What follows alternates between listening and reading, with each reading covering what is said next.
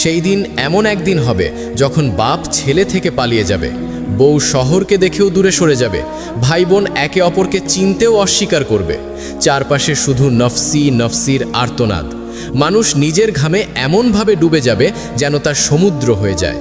ঠিক সেই বিশাল ময়দানে এক মহান ব্যক্তি সবার জন্য ডেকে উঠবেন, আমাদের প্রিয় আকা, দুনিয়া ও আখিরাতের সর্দার হযরত মুহাম্মদ সাল্লাল্লাহু আলাইহি ওয়াসাল্লাম।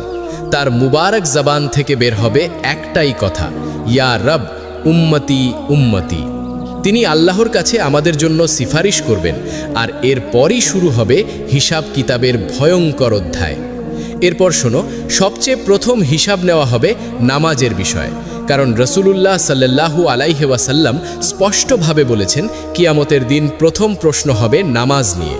যদি নামাজ শক্ত হয়ে দাঁড়ায় তাহলে বাকি সব আমলও টিকে যাবে, আর যদি নামাজ দুর্বল হয় তাহলে সব আমল ভেঙে পড়বে। তারপর আসবে কয়েকটি কঠিন প্রশ্ন। তোমার জীবন কোথায় কাটালে? তোমার যৌবন কোথায় নষ্ট করলে? তোমার সম্পদ কোথা থেকে এলো এবং কোথায় ব্যয় করলে? আর যে ইলম পেয়েছিলে তার উপর কতটুকু আমল করলে? এরপর আসবে আমলের ওজন। যার পাল্লা ভারী হবে সে জান্নাতের দরজায় পৌঁছে যাবে, আর যার পাল্লা হালকা হবে তার পথ হবে জাহান্নামের দিকে। তারপর সামনে আসবে পুল সিরাতের ভয়ঙ্কর পরীক্ষার সময়। পুল সিরাত কি, কোথায় রয়েছে, কারা বিদ্যুতের মতো পার হয়ে যাবে, আর কাদের হাত ধরে আমাদের নবী সাল্লাল্লাহু আলাইহি ওয়াসাল্লাম টেনে নেবেন, এসব বিষয় নিয়েই এই আলোচনা। তাই শেষ পর্যন্ত মনোযোগ দিয়ে শোনো। পুল সিরাতের ঠিক আগে রয়েছে একটি গুরুত্বপূর্ণ অবস্থান, হাউজে কাউসার। মহাশরের ময়দানে এই হাউজ ঝলমল করবে। হিসাব শেষ হলে মানুষ গরমে ও তৃষ্ণায় অস্থির হয়ে পড়বে। ঠিক তখনই চোখে পড়বে আমাদের নবী সাল্লাল্লাহু আলাইহি ওয়াসাল্লামের হাউজ। তিনি নিজে দাঁড়িয়ে উম্মতকে হাতে করে পানি পান করাবেন।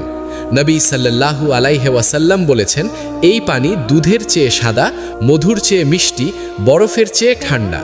এর সুগন্ধ কস্তুরীর চেয়েও উত্তম, আর এর পেয়ালা আকাশের তারার চেয়েও বেশি। যে একবার এই পানি পান করবে সে আর কখনো তৃষ্ণার্ত হবে না।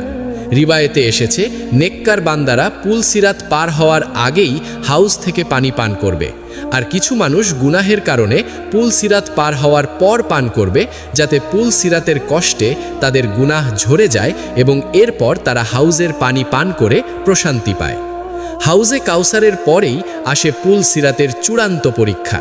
এটি এমন একটি সাঁকো যার উপর দিয়ে সবাইকে জান্নাতে প্রবেশ করতে হবে, যা জাহান্নামের ওপর স্থাপিত, চুলের চেয়ে সরু এবং তলোয়ারের চেয়ে ধারালো। হযরত আবু সাঈদ খুদরি রাদিয়াল্লাহু আনহু থেকে